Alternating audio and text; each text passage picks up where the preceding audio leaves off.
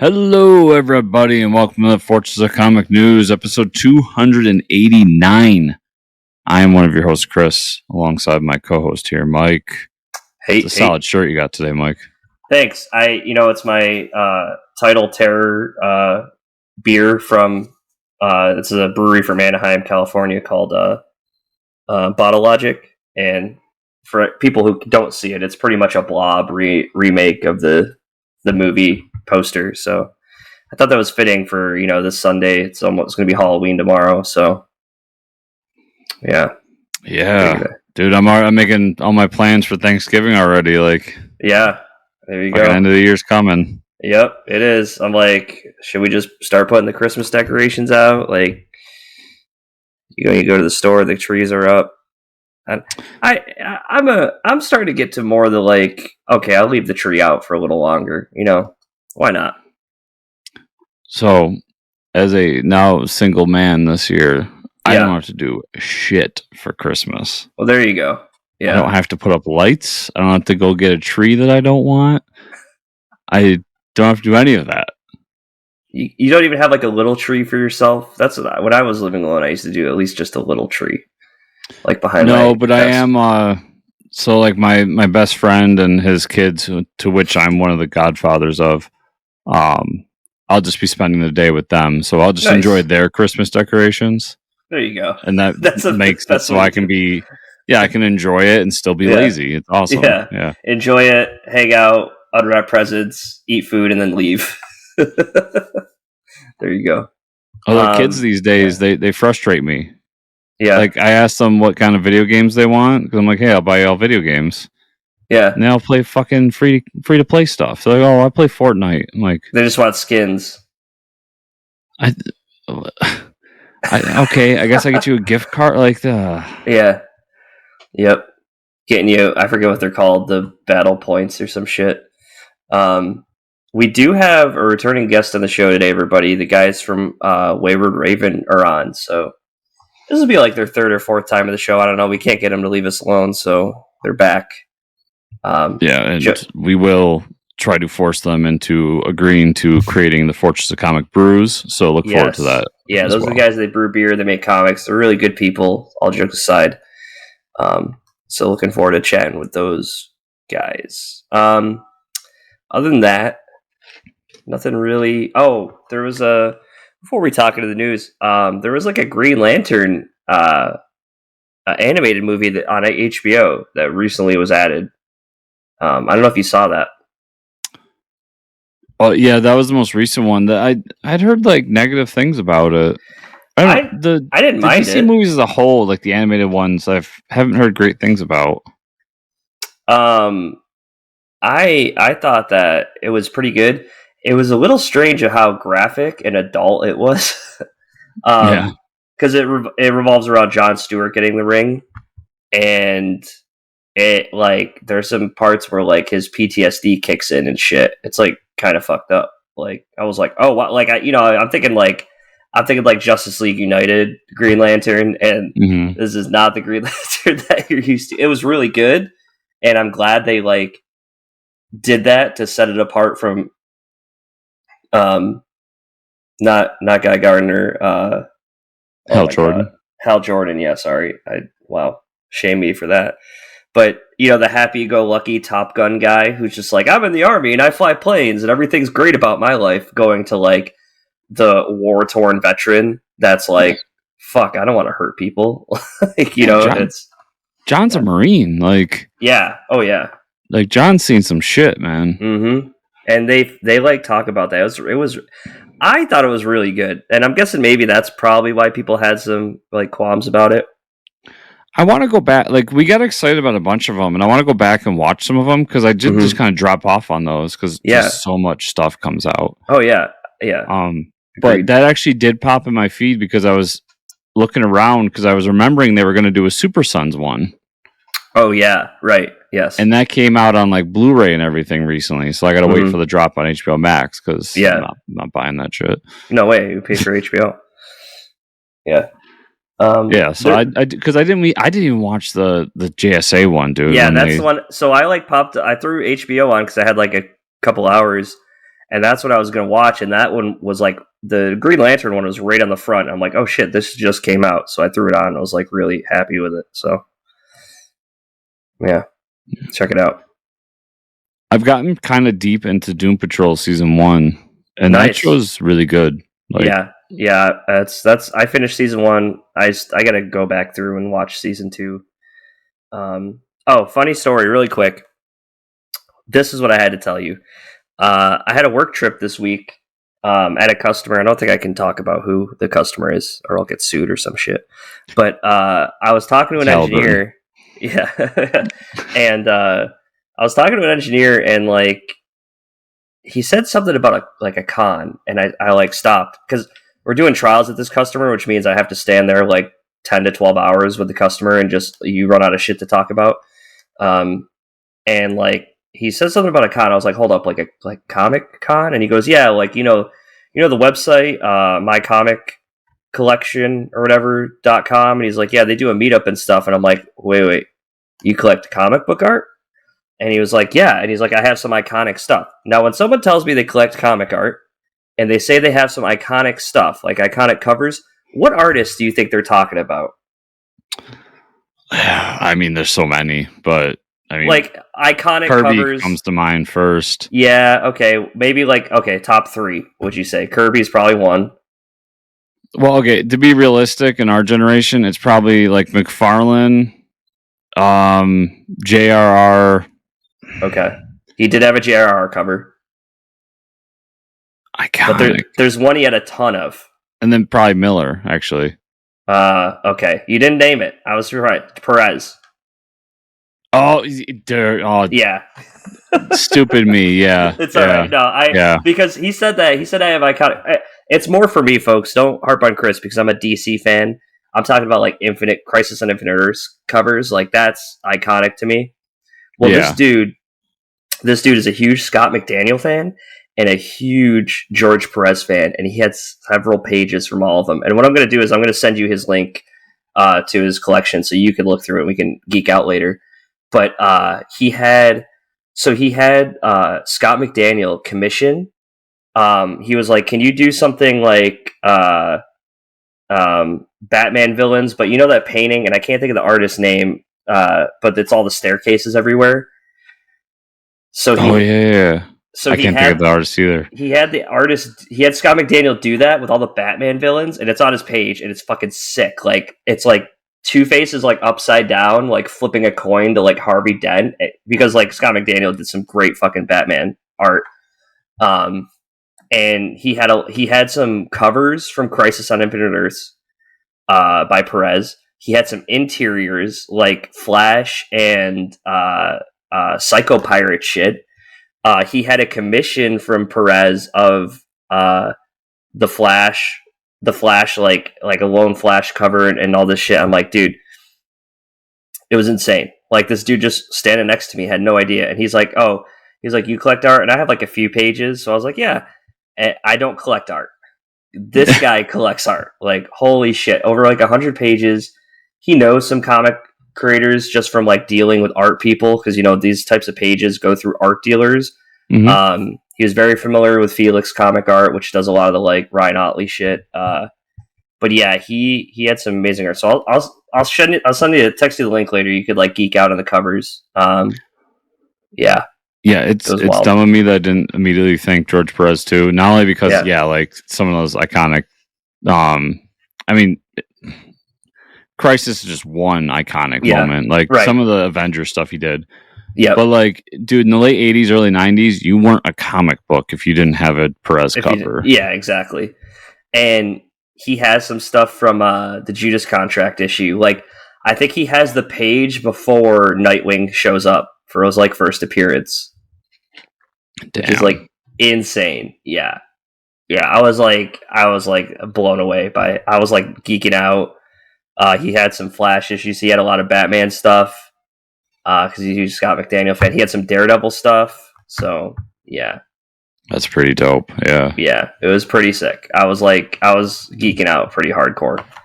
But anyways, yeah, I just thought that was cool, coincidental. So, like, him and I were geeking out the whole time. Everybody around was like, what the fuck are they talking about? Like, yeah, you guys won't understand. Like, yeah. It's not every day that you get to talk to somebody about their collection of George Perez art, so it's pretty wild. Yeah, I don't think I've ever had that conversation before. No, because it's expensive, folks. We're like, this collection is probably hundreds of thousands of dollars. Oh, easily, especially nowadays. All right, with that, what do you say we just jump into the news? Let's do it. We got some cool stuff this week. Yeah, really cool stuff. I was pretty pleasantly surprised. I thought, after Musk had taken over Twitter, everything would just be shit news, but this was pretty good. HBO Max's The Batman spin-off series, Arkham Asylum, has found its creative lead, showrunner and director Antonio Campos. Antonio is known for his role in HBO Max series The Staircase. Haven't watched that one. I haven't heard of that one, but it's also because it's nominated show The Staircase. So I'm like, oh yeah, I don't watch good stuff. I just watch Star Wars. Yeah, stuff with capes is what you watch. I'm glad that it's moving forward, although I don't trust that it's moving forward at the same time. Yeah, we'll see. I mean, we got news later on that kind of goes against a lot of things that HBO Max is announcing, but yeah. Yeah, we'll see. I'm not so convinced myself here. HBO Max long in development Green Lantern series is taking a detour. Now, this is a little more realistic and being redeveloped. Rumors state that they want to show the focus solely around Jon Stewart as Green Lantern, and that current writer Seth Grahame-Smith has left the project after the switch. I'm happy about Jon Stewart. Apparently Seth Graham's... Yep. Yeah, apparently he wrote the whole series already. Oh. So when they're like, hey, we're not doing that anymore, he was just like, I'm not doing this over again. Yeah, I'd be a little done with that too. This seems a little more plausible in the whole Warner Brothers thing that's going on right now, because now they can kind of pick a Green Lantern and move forward with them and look towards their like combined universe. Yes. And I do believe that they'll have more popularity with the Jon Stewart character than Hal Jordan. And you think about it, like the generation that's going to movies right now, you and I, we grew up with Jon Stewart. Like Jon Stewart was Green Lantern. So even when they made the Green Lantern movie with Ryan Reynolds and it was Hal, like everybody, I remember a lot of people being like, why is Green Lantern white? Yeah, right. Yeah, what's going on? It wasn't that they whitewashed it, it's that they used the original Green Lantern character from after the Golden Age. Yeah. So Jon Stewart just makes more sense because our generation knows that character more. And I think he's a more interesting character too, personally. Yeah, I think so. I think why the hell not? Yeah. I think it makes the most sense for sure. And in the world we live in today, it's a way to add diversity without too many people getting upset about it. Yep, true. Yeah, I mean they like DC has to do that. And I look at they're doing a great job. They got Blue Beetle now. And we got Green Lantern. I love Jon Stewart. I think he's we just talked about it. I think he's way more interesting than Hal Jordan, especially with the Marine stuff, things like that. Yeah, and just growing up with him. And I know like a couple of the actors, they were eyeing for it. So I would be pretty happy with a couple of those choices. I don't know. I thought the guy who plays Hawkman was originally like in the talks of playing Green Lantern, and then he got Hawkman instead, but he might, yeah. Yeah. They'll find kind of a no name to take it, I feel. I think it's the best way to go with him. Yeah. Because you need that like straight-laced military-esque feel. Or they just grab Michael B. Jordan. I love Michael B. Jordan. Michael B. Jordan's an amazing actor. Please do not hire Michael B. Jordan to be Green Lantern. Please do not do that. He's not right for the role. He was already the Human Torch, so... honestly, the talks him being Val-Zod and like a alternate Superman thing, like that works. Yeah, that I like him for Val-Zod more than Jon Stewart. Yeah. So I'm excited that they're going to focus on Jon. I like Jon. Like, Same. WB has found its new head, or heads as it is, of DC Films, as well as changed the division's name. The first DC Films will be known as DC Studios moving forward. The new heads are James Gunn and Peter Safran.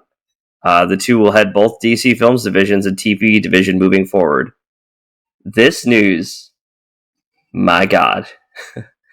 DC was like, okay, Marvel, you want to give James Gunn a lot of money? We'll just give him the whole fucking franchise. I feel so. Gunn had kind of said that Guardians 3 was his last Marvel thing after he was like pseudo canceled or whatever you want to call it. So I figured he was going to stick with DC after Guardians 3 was done. Yeah. Nobody could have expected this. Yeah. Let me start with just shutting down fanboy and fangirl narratives. This does not mean that Batgirl's coming back, everybody. Get over it. If I had to read one more article about how James Gunn can bring back Batgirl, my head's gonna explode. But what this does mean is you have somebody who has created and knows how to create great comic book movies leading the way moving forward. Yeah. Yeah, for sure. I also think this leads into the narrative that they are going for a full-blown DC universe. That things will be connected and we will get interconnected movies moving forward because Gunn has thrived in that ecosystem. Yeah. Yeah, for sure. Yeah. I'm excited. And you know that James Gunn, like the dude who made the Guardians of the Galaxy work on the big screen and Peacemaker, understands the fans and what they want completely. Like, he gets it. Oh. And listen, Peter Safran as well. Like, Peter's been a Hollywood producer forever. He was the producer for like the last couple DC stuff, including the Suicide Squad. Yeah. He was like a big time, like low budget horror producer for a long time. Like, that's the money manager. James is the creative manager. That's obviously what they're going for here. Yeah. And I don't want to get you excited, Mike, but if anybody's going to bring Justice League International to the big screen, it's going to be James Gunn. Oh, yeah. Like, you know he loves that, and you know that he wants to bring that to the big screen. Oh, hell yeah. I think he's going to be more excited. They're going to, like, you know, Marvel's like, we'll keep this weird guy over in Guardians. DC's like, let this guy have whatever the fuck he wants. Like, pretty much. Any character. Yeah. And I agree with the criticism that Marvel is too, quote unquote, fun and funny. Yeah. Like, I think that's kind of hurt them as of late, especially. But here's the thing with DC is they desperately need a little fun injected into their lives. Yeah. Yeah. And James is a good person to kind of bring it in and be like, guys, like, yeah, we can make these serious and tough movies, but like, we don't have to be up our own ass all the time either. Like, we can have some fun along the way. And he proved that with Peacemaker of all things too. Yeah, exactly. Yep. Very good news. And then Marvel found their new director for the upcoming Blade movie, Algins Bratton. Not sure what they've directed before. But at least we know they're moving forward with the Blade movie. Yeah. I'm just happy Blade's moving forward. He directed like some random movie that I never heard of. Mm-hmm. But I'm just happy that movie's moving forward, especially since that movie seemed to be like holding up a lot of things. Because I'm guessing something that happens in that movie is very important moving forward. I guess we'll see. But yeah, I love Blade, so I want to see Blade come back. Yeah. Guardians of the Galaxy Holiday Special. It looks great. It looks like a lot of fun. The trailer dropped. Kevin Bacon is in it. As Kevin Bacon? As Kevin Bacon. Yeah. It looks wild. So I think James Gunn's hit another one out of the park. So, I mean, it looks like a lot of fun. That's what you expect out of a good holiday special. So, yeah, and I like to... It looks like a fun holiday special. A nice little detour before we get Guardians 3. Yeah.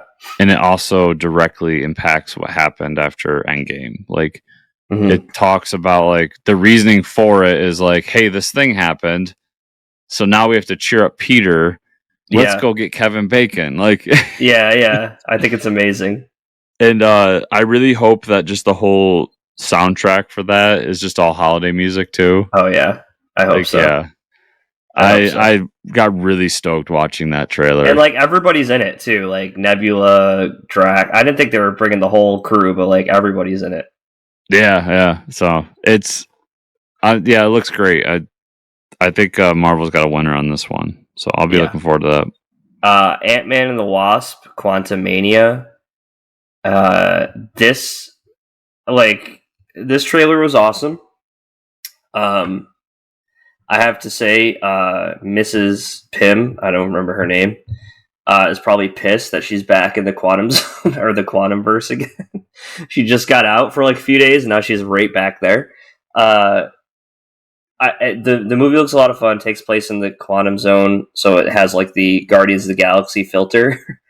And I saw like a top comment about this, and it was like, yeah, it's so true. Like, I know we keep talking about James Gunn this episode, but it was like, what would have Marvel done if James Gunn never got a hold of the Guardians? Like, what would have looked like? Because I feel like anytime they do this otherworldly stuff, they almost go with his sense of like palette and I don't know, just the way he kind of put it all together in those worlds.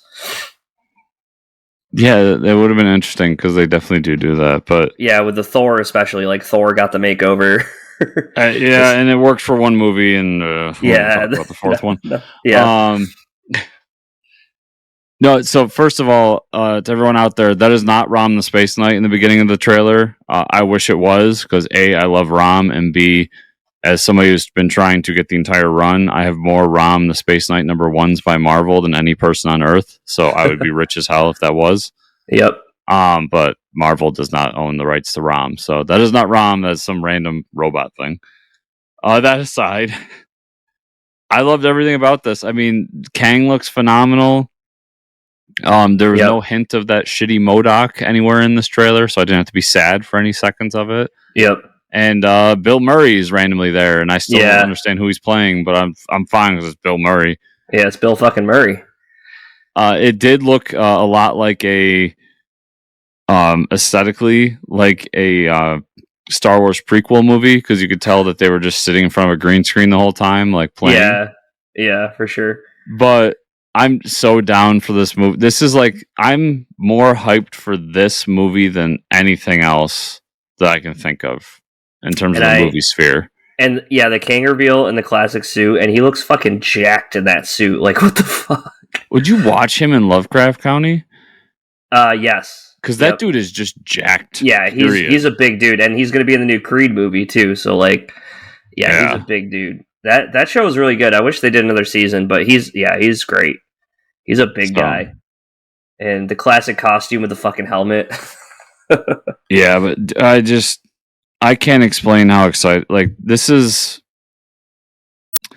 I was probably as similarly excited about Thor when they were coming up to it, because I had high hopes. But this is honestly the biggest Marvel movie in a long time for me, just because I have high hopes it'll be good. Yeah.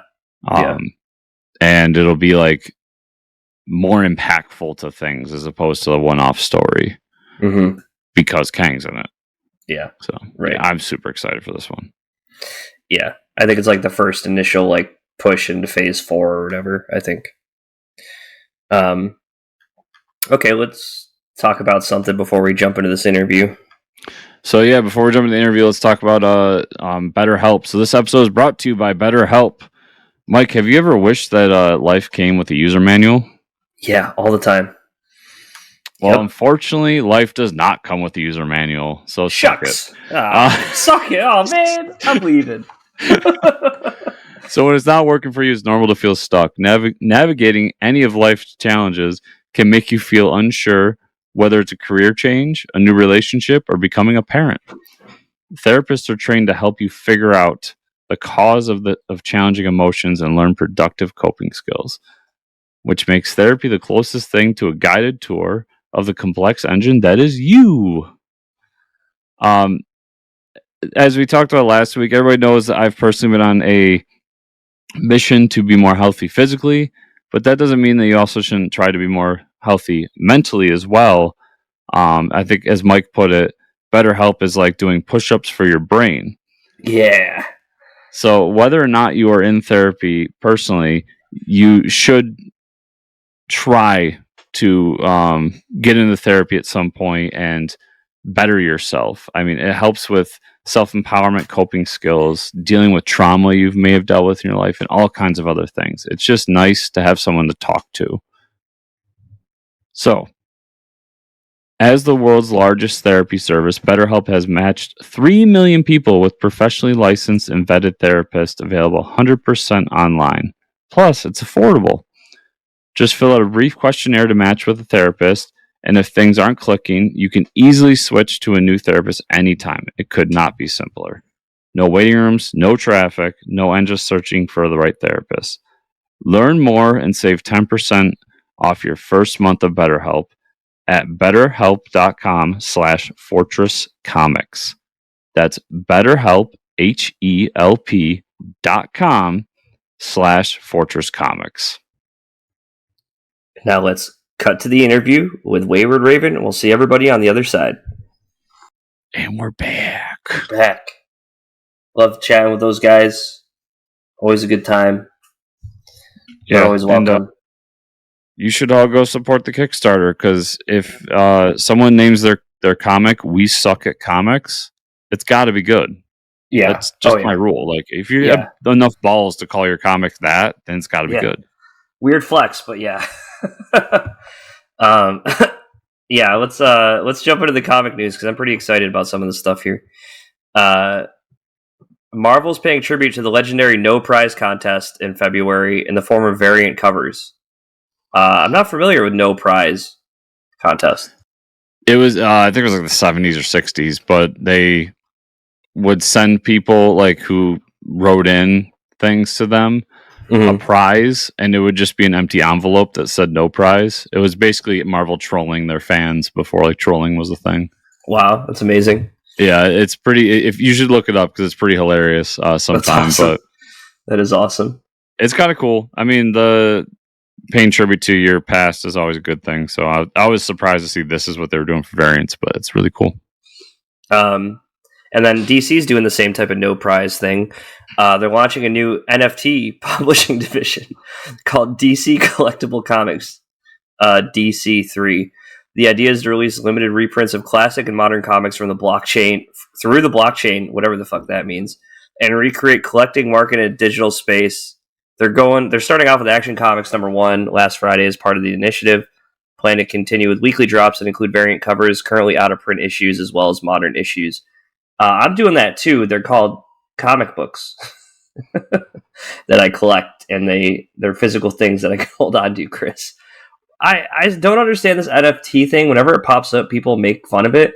So I can't imagine too many people are getting into this. A certain crowd makes fun of it. I still view NFTs as a neutral thing. Like, I think people try to make it a boogeyman when it's not. It's a neutral, to me, it's a neutral thing that people can use in either a good or bad way. And I gotta say, as far as NFTs go, this is kind of mundane in terms of like big business being evil. The only thing, it seems like they're selling them right now at like a reasonable price, like at like whatever an issue costs. It doesn't seem like they're inflating the price just to make a bunch of money. I don't understand why anyone would buy them still. I'll say that out front. Like, I just don't get it. Like, you can get Action Comics on Comixology or something, but I guess if you really want this thing that you feel some sort of physical attachment to, that's cool. Just do me a favor and don't spend $1 million on a picture of an ape with glasses on. Yeah, and then be surprised when you can't get your money back. Yeah. Like I said, I think it's like anything. The people who are like hardcore about NFTs, I think, are a little ridiculous, and the people that are hardcore against them, I think, are a little ridiculous. But this is kind of it is what it is. I mean, they're trying to make a new revenue service because I think the NFTs are going to be a big thing. I still think they're going to die out. Blockchain technology will have a use in our world, but NFTs, I don't know. Yeah. I don't see it. This is surprising because I didn't really know Saga was gone. Image Comics announced that Saga will return once again in January, kicking off a new story arc. The return will start with issue 61, marks the 5th time Saga has come back from a break in comics history. It'll be officially priced at $3.99 moving forward. I don't. It's almost like they write like a story arc and then they get in discussions with Brian K. Vaughan. He's probably like, "I want to end it," and they're like, "No, don't do it. Take this money." And he's like, "Okay." But maybe it's time for like us to have an ending finally. I think he should end it because I mean, remember last time it came back and we were both kind of like something was wrong, something was missing. It felt forced. Like some of the shit just felt forced. Yeah, and it's unfortunate because but prior to that, it was like my favorite comic every week, and it was still really good. It just wasn't that tier. Yeah. And I think a big part of it is that it keeps going away and coming back. Like, if you want to take a few months off to like catch up on the art, I completely understand. But like this new thing in comics where it's like, let's take 6 months off and then we'll finish it. Like, no, like that's not the world we live in, people. Like, you're supposed to keep a decent schedule in mainstream comics. And it does hurt the comic story as a whole. Now, some might argue it'll help in reprints down the line when they do the trade sales, but it hurts you and me now when we're trying to enjoy it in the current time. Oh, for sure. But I will be picking it up because it is Saga. Yeah, and I got to finish my collection. This is pretty exciting. I'm glad that Vault Comics is like double down on Axe because, they're calling it. So the story is called Barbaric, and if you guys don't know, we've been talking about this for over a year now. This story is amazing. So they announced the Year of the Axe 2023. Now this is like an event that I'm pumped for. It's a year-long event, gives more stories inside the Barbaric universe.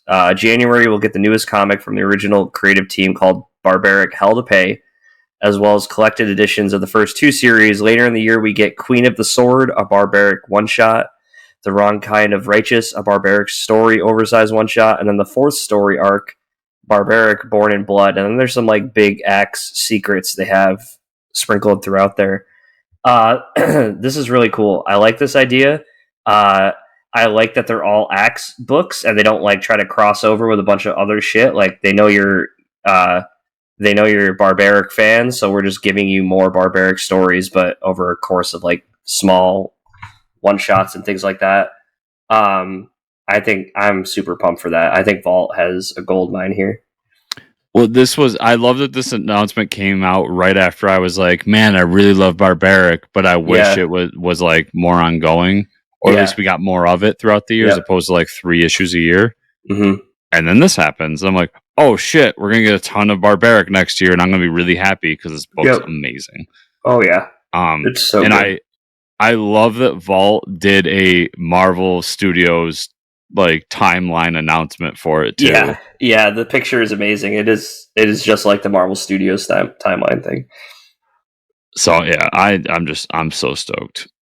And if you're not reading Barbaric and you know me personally in life, let me know. I'll let you borrow the volume 1 because I will let you read it for sure. But definitely. And with that, Mike, do you want to jump right into Barbaric Extra Grind number 3 as we talk about the books we read this week? Go for it. I actually didn't get to it, but you talk about it. Oh, so it's obviously it's the wrap up to the whole story arc, so I won't spoil too much, but a lot of action, a lot of blood and guts, all the great Barbaric stuff, the great one-liners, and it's directly sets up that Barbaric Hell to Pay, because you'll see throughout the book that something happens and he's going to a place that may be in the title of that.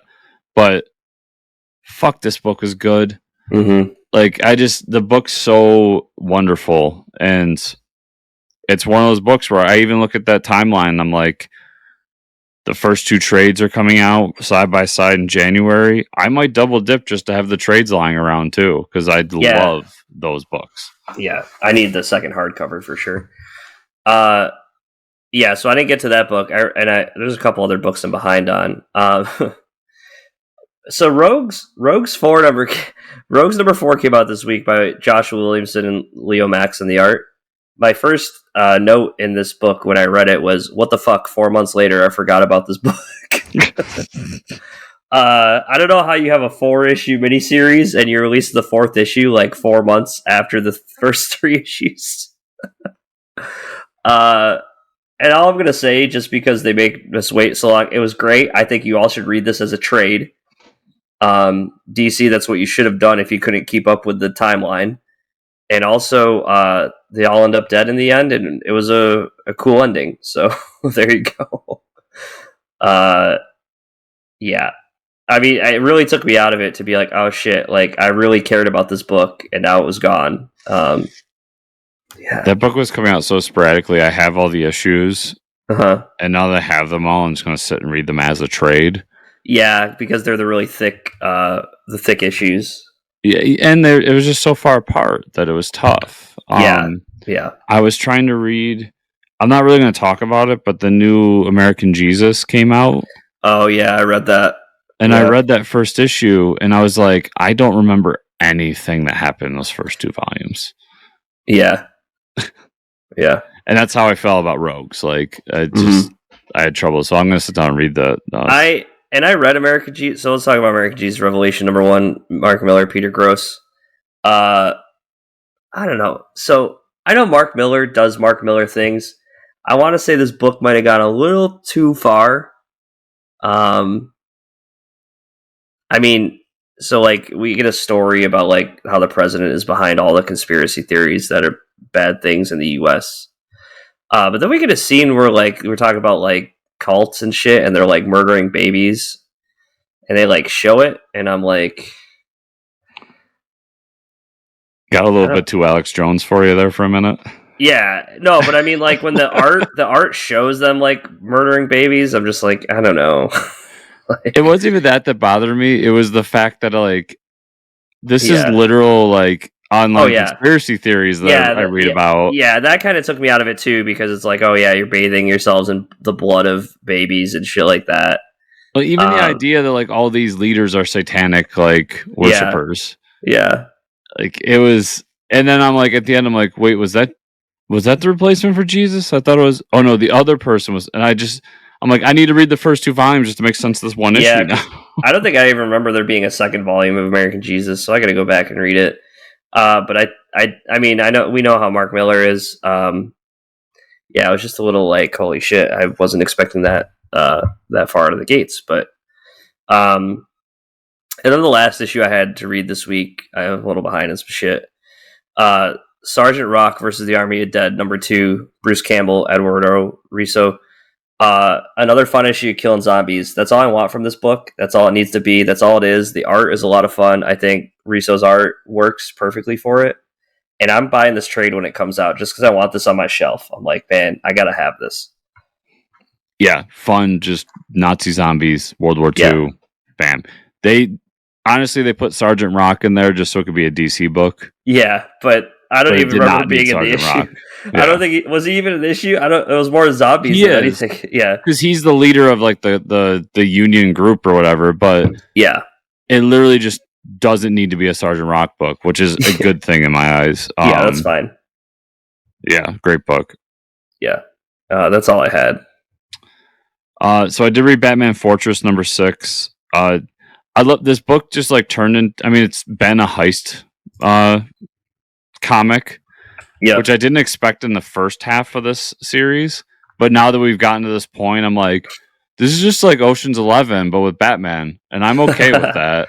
That's okay. Yeah, the whole issue is them breaking in the Fortress of Solitude, and there's some weird comic book science going on. There's a moment where I sat there and was just like, everybody should be dead in this moment right here.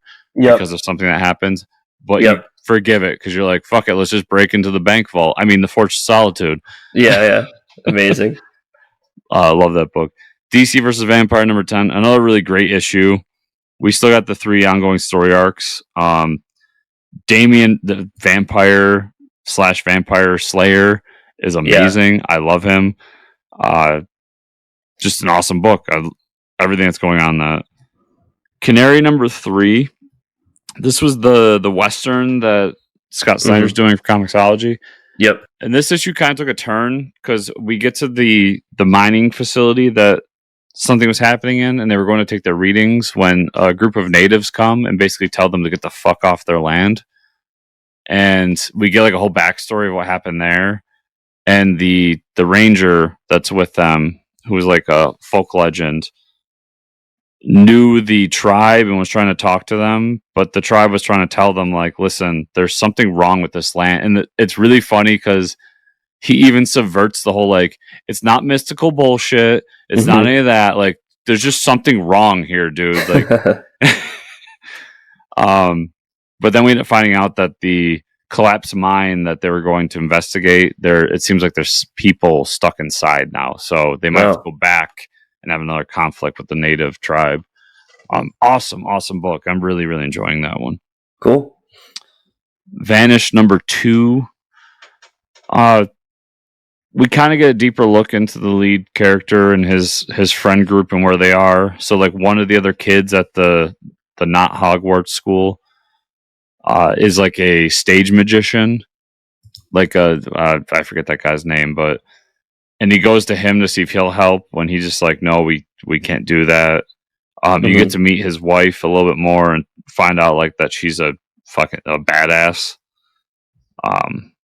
And then we get a meeting with the superheroes to find out that they're really scared that this guy is still alive. Yeah. Really great issue. Moon Knight Annual number 1. It was a pretty good one shot. It was Moon Knight and Werewolf by Night, which are 2 characters that just go hand in hand on Marvel. Werewolf by Night kidnaps Moon Knight's daughter, who has been away from him for a long time because who wants to raise their daughter with Moon Knight, which makes sense. And we end up finding out there's some like thing with the dark hold where if she dies, she can take over the curse of the werewolf and cure all these werewolves and everything. And we get a big fight between the 2. Pretty decent issue. I mean, it was a cool little one shot, a good way to bring Werewolf by Night back. So I enjoyed it. Cool. And then Batman Beyond the White Knight number 6. Good stuff. I mean, first of all, we end up finding out that like the reason Joker made that whole speech in the last issue was because he knows that Bruce really does love Harley and wants it to work, but he's fucking Bruce Wayne. So we get kind of the backstory of their relationship, what's going on. And this is also an issue of Bruce going around to the family and being like, I didn't just break out of jail to like take care of Wayne or take care of Powers. I also had unfinished business, and that unfinished business was to like heal the Bat family. Okay. And to bring them back and make them realize that their mission wasn't like the failure they think it is. And then we get a cool moment where like Bruce and Dick are like swinging the rooftops again for the first time. And then we get a big moment at the end where Blight is a piece of shit, and you find out why in that part. Yeah. So really good. As always, the White Knight series is awesome. Yeah, I'm just a little behind after this week, but yeah, Mike was doing work while I was lazing around reading comics. Yeah, I thought I would. Typically when I travel, I have more time to read, but it was some pretty busy week for me, so no big deal. So, Mike, that was everything I had this week. So, where can people find you on the internet? You can find me at Fortress Ricker on Twitter. Where can they find you and/or the show? You can find me at Fortress Chris on Twitter and the show at Fortress Comics _ on Twitter. Also at FortressComicNews.com. Remember, everybody, to give us 5-star reviews in whatever podcatcher you use. To like, subscribe, share, comment down below in the YouTube version of this. And if you want to support us further, not only can you support our sponsors, You can also go to our link to the Amazon affiliate link down below and Patreon at patreon.com/fortresscomics. Thank you all so much for listening this week. We'll see you all here next week.